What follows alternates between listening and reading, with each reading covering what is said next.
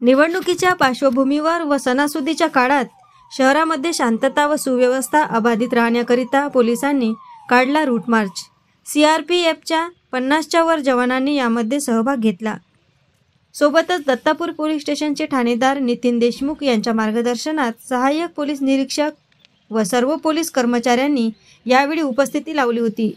मोठ्या शिस्तीत दत्तापूर पोलीस स्टेशनपासून भगतसिंग चौक, गांधी चौक, सिनेमा चौक, टिळक चौक, शास्त्री चौक होत श्री छत्रपती शिवाजी महाराज चौकापर्यंत रूट मार्च काढण्यात आला होता।